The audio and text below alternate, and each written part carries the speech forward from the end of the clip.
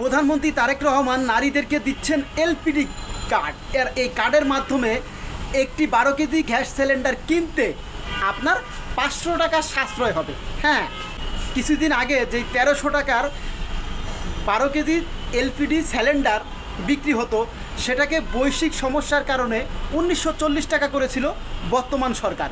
কিন্তু এখন সরকার সিদ্ধান্ত নিয়েছেন যে মা বোনদের সাশ্রয়ী রেটে এই এলপিজি গ্যাস দেওয়ার জন্য এই কার্ড তৈরি করবেন সরকার।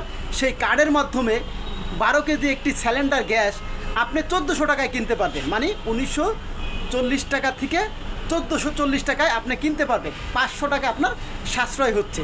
এই যে সরকার নতুন একটি সিদ্ধান্ত নিয়েছেন, আর এই সিদ্ধান্তের কারণে বর্তমানে যে কচি কচি পুরুষ ছেলেরা আছে, কচি কচি পুরুষ ছেলেরা, এই যেমন এই একটা কচি ছেলে আপনি দেখতে পাচ্ছেন, এই কচি ছেলেটা যদি বিবাহ করে, তার ওয়াইফ যদি একটি কার্ড পায়, আর সেই কার্ডে 500 টাকা সাশ্রয় একটি 12 কেজি সিলিন্ডার গ্যাস কিনতে পারে, তাহলে তো এই সরকারকে, এই বর্তমান তরুণ প্রজন্মের এই কচি ছেলেরা সরকারকে অনেকটাই ভালোবাসবে এবং খুশি হবে যে না, সরকার অন্তত এই কার্ডের মাধ্যমে আমাদের মা বোনদের 500 টাকা সাশ্রয়ের ব্যবস্থা করে দিয়েছে।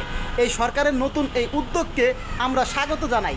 বর্তমান প্রধানমন্ত্রী জনাব তারেক রহমান যে কাজগুলো করতেছে তা সত্যি চমৎকার কাজ।